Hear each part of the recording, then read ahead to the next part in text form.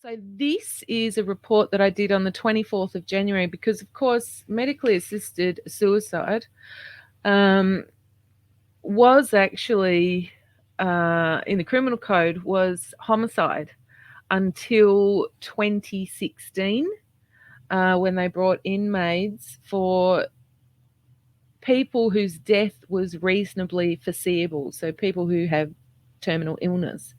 And then in March 2021, they changed it through Bill C7, which then went on to further include suffering from a grievous and irredeemable condition whose death was not reasonably foreseeable. So you didn't have to have a terminal illness. And further to that, we had Mark Holland giving this report, statement to the prostitutes in the media room. This is from the 24th of January. Shouldn't be a minister for anything, let alone health. Ask you about MAiD. With the March deadline coming up, how close are you to decide whether to expand to include mental health or to postpone further? Well, we really appreciate the work of the Joint Committee. Its findings are going to be reported next week. I think it's appropriate that we wait to see the conclusions of that committee's work. But let me be clear: in talking with health ministers across the country, there have been concerns about readiness. There is no question in my mind that equivalency exists between physical and mental suffering. But by the same token, we have to make sure our system is ready. So I'll be looking forward to next week the report that will come from the Joint Committee on that question, and we'll be obviously needing to take action immediately thereafter. Looking forward to next week. What kind of a psychopath is this fella, this health minister here, saying he's excited about next week to see the report that's going to come through, to see how they've worked out, when they can expand this program, and they've got to make sure they're ready. Make sure they're ready for what? For an huge influx of people that want to take up the Canadian government's offer of MAiDs, medically assisted suicide? They're preparing for that, are they? Or they're preparing to indoctrinate the doctors, send them off to some little course to educate them of how to offer this service to their patients and convince them that it's a health service, that it's a mental health, a physical health service? These people are sick. They're psychopaths. They're members of the death cult. So that, as I said, was from the 24th of January. And further to that, actually, I'd noticed that Redacted had done a similar report a couple of days ago talking about doctors because, I'll finish that sentence after we watch this video, because this is the update from Mr. Holland when I was having time off, and I want to show this. This is from the 30th of January, so 6 days later, when he was talking about excited for the report to come through. The report came through, and the Canadian government made this decision. With MAiD for mental illness, just within a longer time frame? That's correct. I mean, the issue here is, again, not whether or not somebody, look, we're talking about, there are people who have for decades been trapped in mental torture, being in a horrific situation where they have tried everything and exhausted all avenues, and under their own recognizance are saying that they want access to MAiD. What we're saying is that in order for somebody in that intractable situation who's in a mental health nightmare, that, after trying absolutely everything, that eventually they should have that right. But the system needs to be ready, and we need to get it right.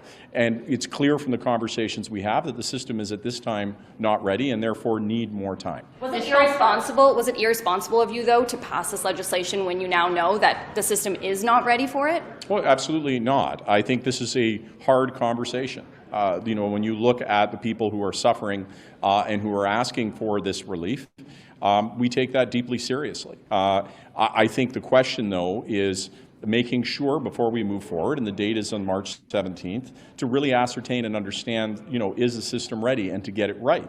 And I can tell you, when I became health minister 6 months ago, the experts I was speaking to were saying the system was ready.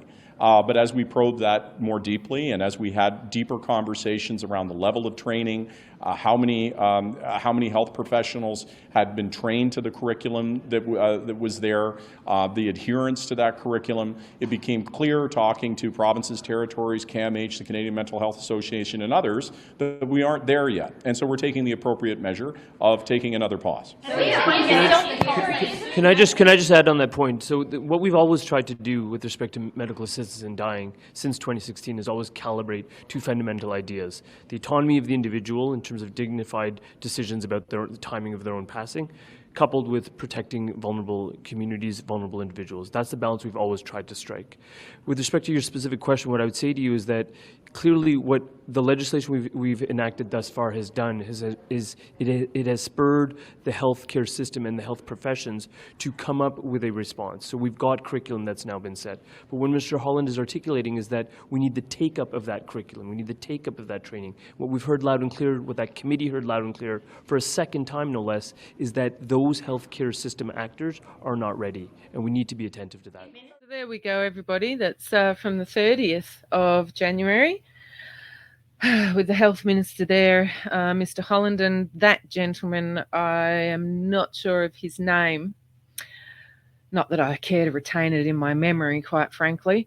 And so, my rant, I guess, that I did on the 24th of January and saying, what are you waiting for to train the doctors, to indoctrinate the doctors? That's exactly what they're talking about there. That's what they're talking about. I love how this fella here, whose name I don't care about, talks about respecting the autonomy of an individual. Bullshit. Sorry, had something in my throat. What happened 3 years ago when you coerced the Canadian population to participate in the third phase trial drug experiment? I didn't see any respect of the autonomy of an individual or informed consent or any of those things. Mr. Holland, talking about, people who are suffering from a mental health nightmare and have gone through everything else to try and relieve their depression or whatever mental illness they have, they should have the right to access medically assisted suicide. I don't know about you, but if you've suffered from depression or someone that suffered from depression, of course, you have manic depressives, all those sorts of things. But generally, with some support and some help, tomorrow is always another day and quite often a better day. So, Mr. Holland, you're a disgusting, disgusting garbage human. Let's remember the title of the show today is Garbage Humans, Garbage Food, Garbage Language. Mr. Holland, you're a garbage human. And he goes on to say that the system isn't ready. Exactly what I was talking about. They need to get these doctors in to learn the training and curriculum, as they put it, because they can't have doctors actually helping their patients or informing them about other options, just like they did with the spicy needles. We can't have the doctors informing patients and actually giving that opportunity for informed consent before they participated in a drug trial. So, it goes back to what I said on the 24th of January. They need to put out this curriculum. They need to indoctrinate, not train. They need to indoctrinate the doctors. And further to what I started saying at the beginning about redacted, Miss Natalie, she does have a potty mouth sometimes. Surprise, surprise. She's just put a video out as well saying a very similar thing, that the doctors need to be indoctrinated, and that's why they've pushed this back, so that they can get the curriculum out there and they can indoctrinate the doctors. And you don't think that they will? Have a look what they're doing to Mr. Jordan Peterson. They want to re-educate him in an education gulag because he's not saying the right things. He's not saying or thinking wrong think, not thinking the right things. So again, Mr. Holland, you're a garbage human. And whoever that is, you're also a garbage human. So there we go, everybody. So that's the latest update for MAiD's medical assistance in dying. Thank you, Michael. Acronym, that's the word I had a brain fart with, and I will never call it medical assistance in dying. It's medically assisted suicide. That's exactly what it is. These people are disgusting. And that's not to say, it's the last time I'm going to say it, of course, people with terminal illness, we're not talking about those people. You know, we're talking about not only expanding it to people with mental health issues, children from birth up to 12 months, veterans, people in poverty. I don't know how many reports I've heard of people, vets, people in poverty, and people who need life-saving transplants. And because the medical system in Canada is so atrocious, like it is in Australia with waiting times, and they can't afford to cross the border into America to have a transplant, they're offering transplant patients MAiDs. Disgusting. So there we go. That's that, everybody. Michael, these flogs are a couple of cans short of a slab of hard solo. I reckon. Holy moly.